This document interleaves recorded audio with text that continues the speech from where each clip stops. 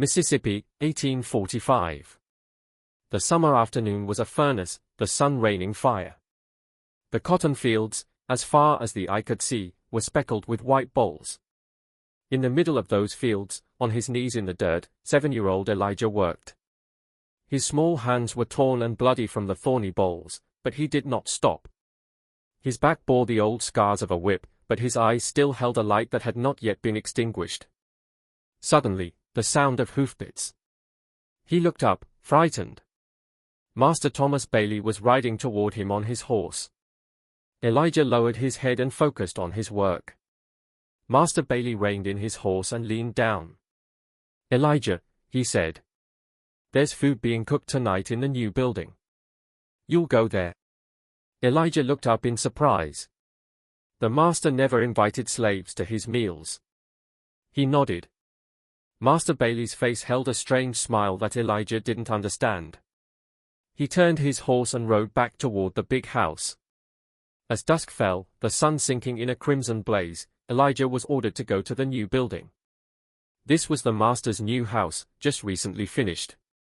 When Elijah arrived, he saw that all 17 slaves from the entire plantation were gathered there. Women, men, the elderly, and children. All were silent. On a long table sat a feast. Bread, pork, sweet potatoes. A meal they had never seen before. No one spoke. Their eyes held only wonder and fear. A middle-aged woman everyone called Aunt May whispered to Elijah, "Why is all this, Elijah? Do you know anything?" Elijah shook his head. "I was only told to come." The food was served, and they ate. But the taste was strange. There was a bitterness to it. Then, as the night grew deeper, one by one, people began to clutch their stomachs and fall. Their faces contorted, their eyes staring blankly. Elijah saw Aunt May's mouth begin to foam. He ran to her, but she was already lifeless. All around him were screams and groans. Elijah's heart pounded. He ran outside. The cool air touched his face. He looked back. All the lamps in the new house were out, and only the sounds of agony came from the darkness. By morning, 17 bodies lay there. Only Elijah was alive. He had hidden in the fields all night. When the sun rose, he saw Master Bailey riding toward him on his horse. The smile from the day before was gone, replaced by fear and anger. He saw Elijah and shouted, "How did you survive?" Elijah gave no answer. He just stood and watched. Master Bailey turned his horse and galloped back to the big house. That day, chaos gripped the entire region. 17 slaves had died in one night. People whispered it was a plague, but Aunt May's son, who lived on a neighboring plantation, asked Elijah quietly, "Tell me, what happened?" Elijah looked into his eyes and remained silent. He knew the food had been poisoned.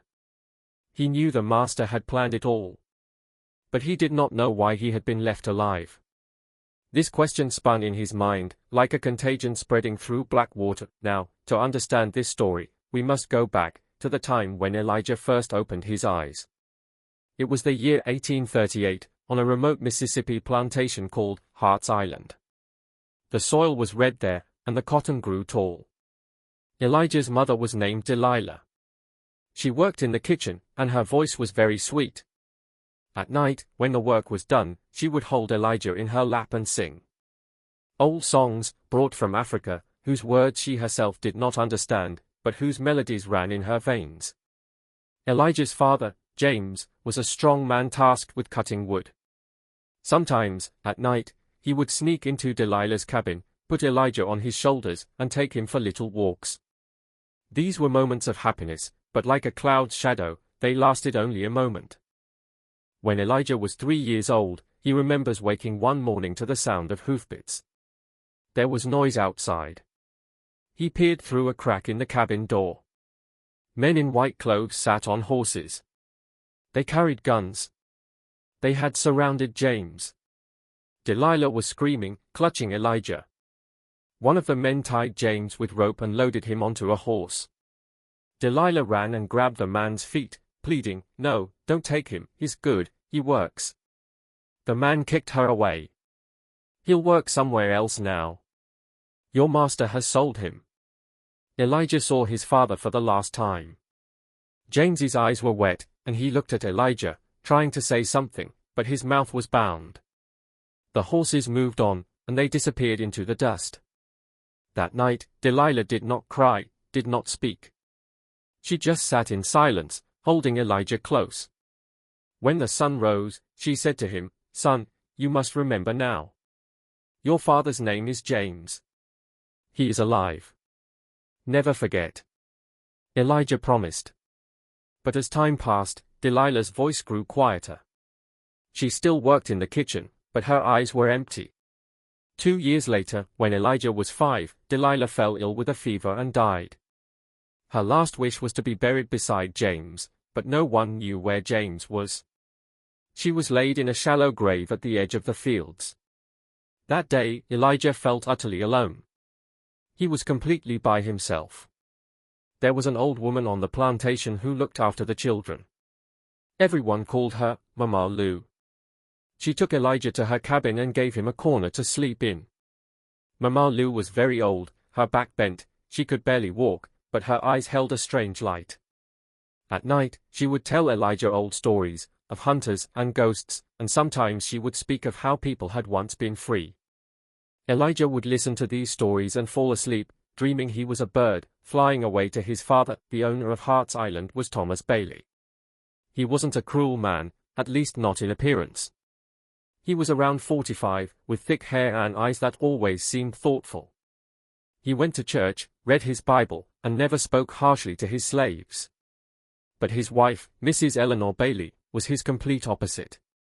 Short in stature, sharp-eyed, and sharp-tongued. She looked at the slaves with contempt and constantly watched their every move. Master Bailey's principle was that slaves should be controlled not by fear, but by work. He rarely used the whip, but he knew other ways to punish. Separating families, selling loved ones, withholding food. These were the weapons he used. Selling Elijah's father was his decision. He had said, "James is rebellious, he needs to work elsewhere." But the truth was, James had never rebelled. He had only once asked the master for a little extra bread for his wife and child. As Elijah grew, he was put to work. First, feeding the chickens, then picking stones from the fields, and at the age of 7, he began picking cotton. Early in the morning, before sunrise, the overseer's whistle would blow, and all the slaves would head to the fields. Elijah would carry a small basket and walk down the rows, picking cotton. His fingers would be torn by the thorns, but he wouldn't stop. Because if he stopped, the overseer, Wiley, who walked around with a whip, would beat him. Wiley was a tall, skinny man with perpetually bloodshot eyes. He drank and took his anger out on the slaves. He was not like Master Bailey, he was openly cruel. The crack of his whip would echo across the fields. Elijah saw him beat women and children many times. Once, a boy, a little older than Elijah, collapsed from exhaustion. Wiley dragged him, tied him to a tree, and tore his back open with the lash. Hearing the boy's screams, Elijah's hands would tremble. That night, he couldn't sleep, those screams echoed in his ears. Nights in Mama Lou's cabin were a world of their own. When the whole plantation slept, Mama Lou would light a clay lamp and, in its dim light, tell stories. She would speak of old times, when she was little, how her mother would take her to the woods and show her leaves and roots. Which leaf heals a wound, which root breaks a fever.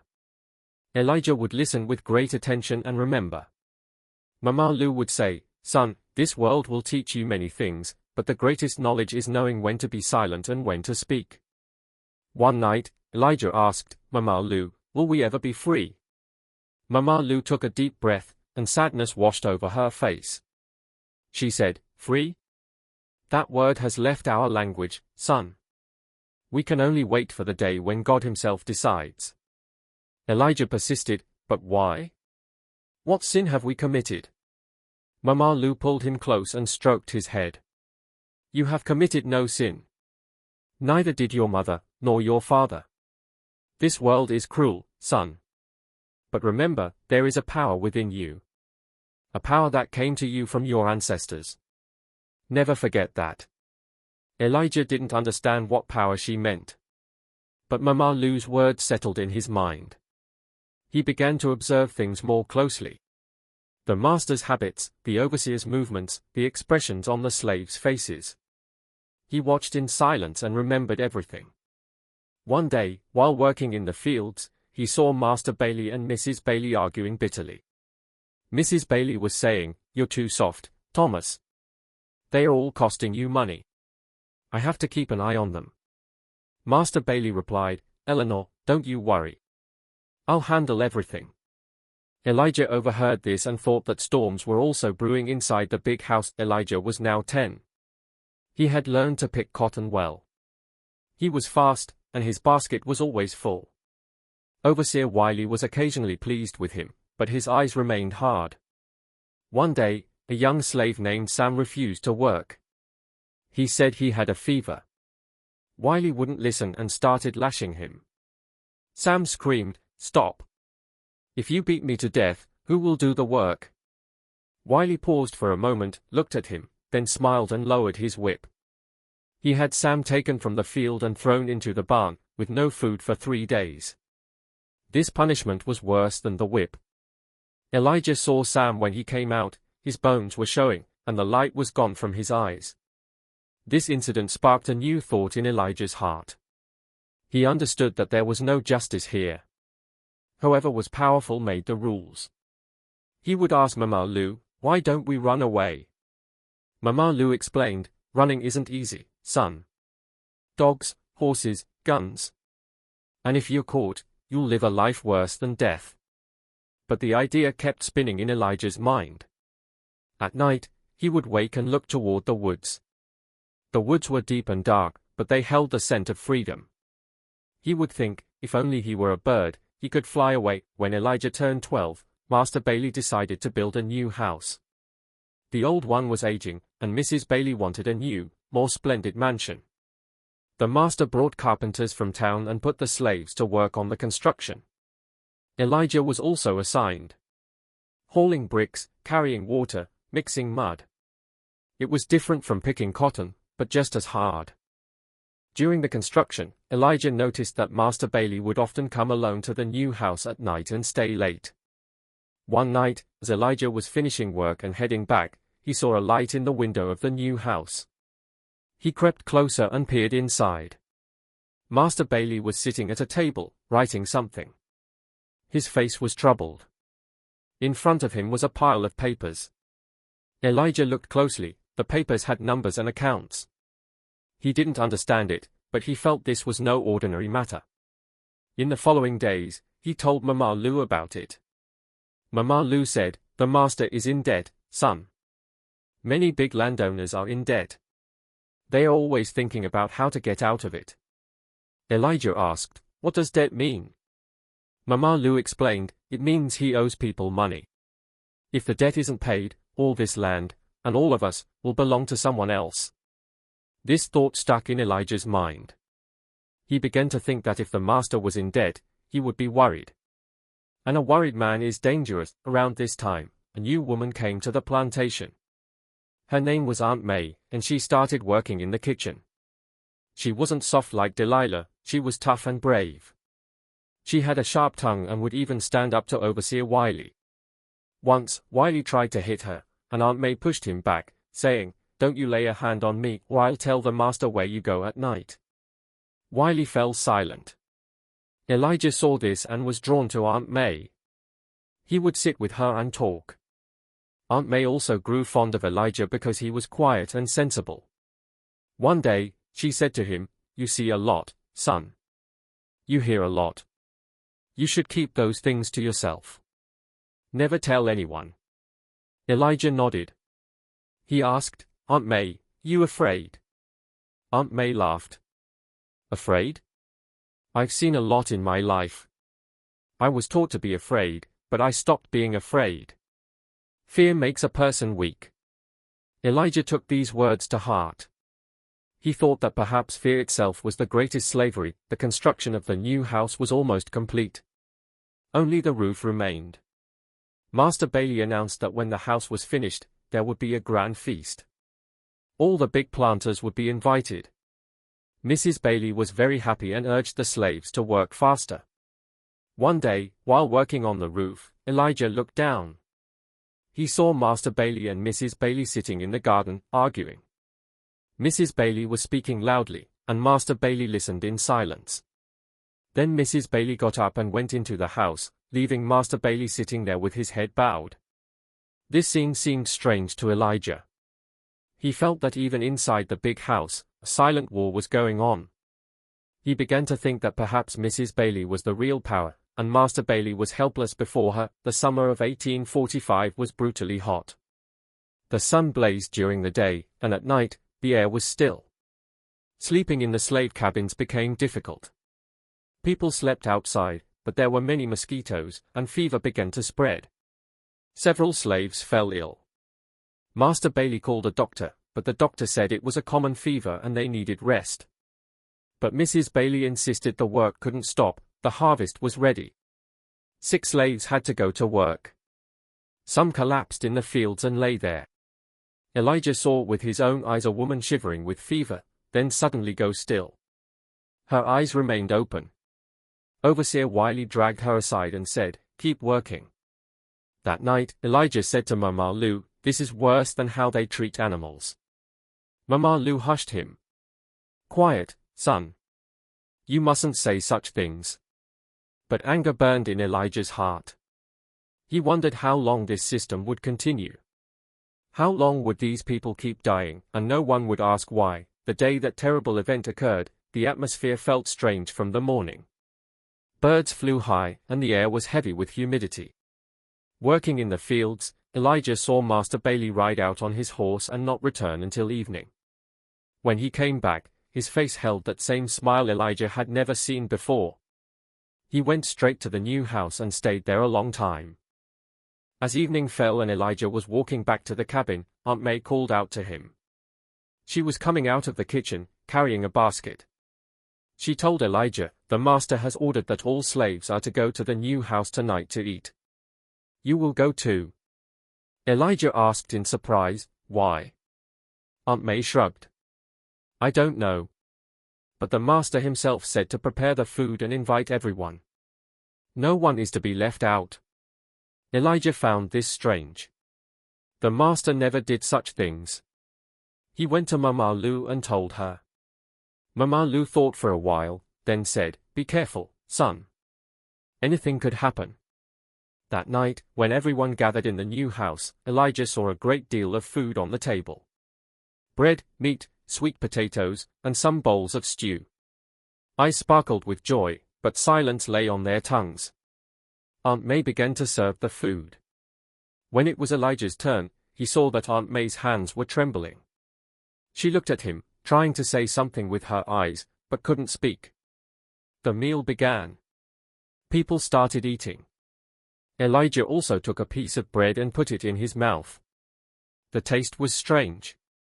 There was a bitterness. He spat it out and watched. After a while, an old man who was eating suddenly coughed and fell. Foam came from his mouth. People panicked. Then another fell, then another. Screams began. Aunt May tried to run outside, but she stumbled and fell herself. Elijah saw people dying all around him. His heart pounded wildly. He ran outside. It was dark, but he saw Master Bailey standing at a window of the big house, watching. His face held fear and astonishment. Elijah hid in the fields all night. He trembled, but no tears came from his eyes. He just kept thinking, why did this happen? When the sun rose, he saw that the new house was silent. Bodies lay outside the door. Aunt May lay there too, her eyes open, the foam dry on her mouth. Then Master Bailey came. He saw Elijah and asked, "How did you survive?" Elijah gave no answer. He just stared. The master turned his horse and rode away. After that day, silence fell over the plantation. 17 bodies were buried. No one asked why or how. But people would whisper to Elijah, "What happened?" Elijah remained silent. He himself didn't know how he had survived. A few days later, he remembered that he had only put a small piece of bread in his mouth and then spat it out because it was bitter. Perhaps that was why he lived. But he also remembered Mama Lu's words, "Be careful, son." Did Mama Lu know something? She too had died that night. She was among the 17. Elijah thought that maybe Mama Lu had seen something or knew something. One night, sitting alone, he decided he would uncover the secret. He began circling Master Bailey's house, peeking through windows, hiding behind doors. One night, he heard Master Bailey and Mrs. Bailey arguing. Mrs. Bailey was saying, "What have you done, Thomas? 17 slaves in one night? Word will spread through the whole region." Master Bailey replied, "I had no other choice. The debt had grown so much I couldn't pay it even by selling them. The insurance money will pay out. We'll say it was a plague." Mrs. Bailey said angrily, "And that boy? Elijah? Why is he alive?"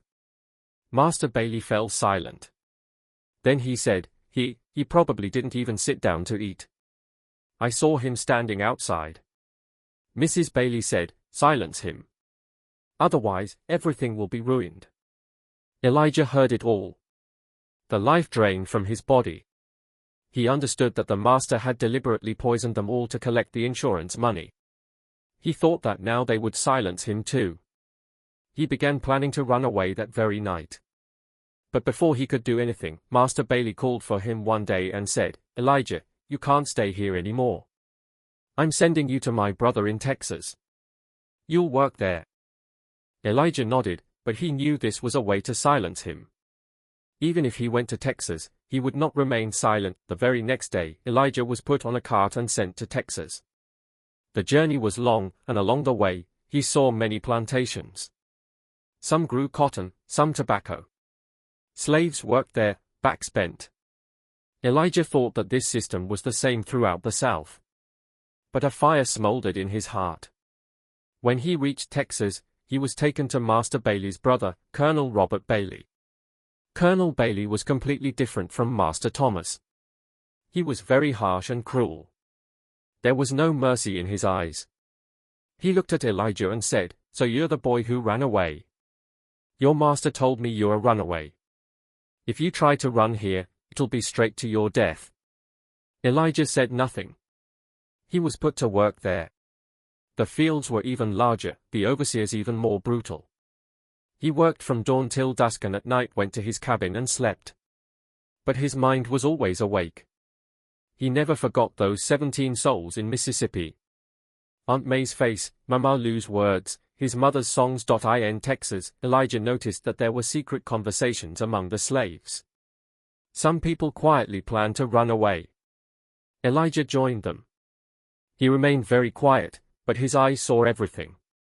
He quickly learned who to trust and who not to. One day, he met an old slave named Joshua. Joshua had come from Africa long ago and knew old languages. He would take Elijah to the woods at night, and they would talk in secret. Joshua told him where the paths to freedom lay, which rivers to cross, and which people might help. Elijah asked, "Why don't you run away?" Joshua laughed. "I'm old, son. My legs won't carry me. But you are young, you must run.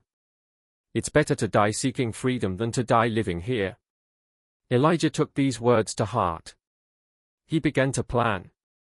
At night, he would stay awake, watching the stars, figuring out directions. He would secretly gather food. It was the year 1848. Elijah was now 10 years old, though he didn't know his exact age. Winter nights in Texas were cold. One night, Joshua called him to the woods and said, "Tonight is the night to run. The moon is dark, and the overseers are drunk and asleep." Elijah's heart pounded wildly. He took Joshua's hand and said, "You come too." Joshua shook his head. "I won't come, son. My time has come. You go, and remember those 17 souls. You be their voice." Tears were in Elijah's eyes. He hugged Joshua and then disappeared into the darkness. He ran all night.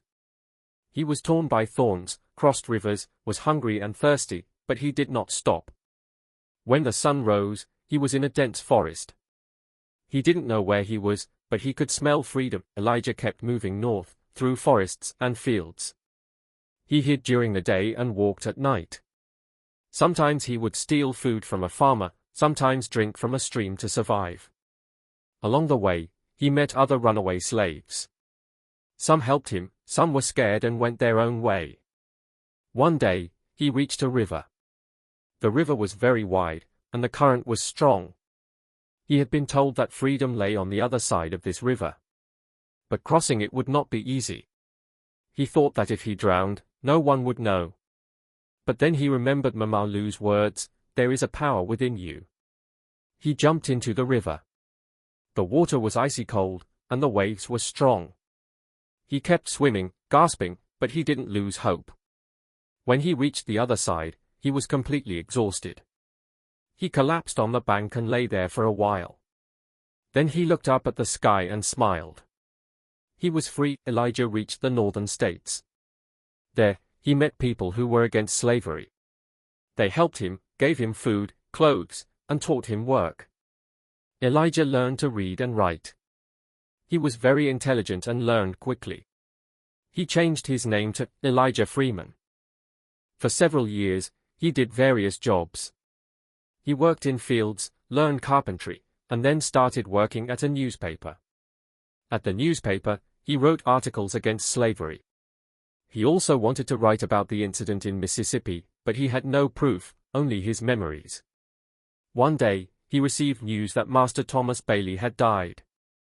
His house had burned down, and he had been burned to death.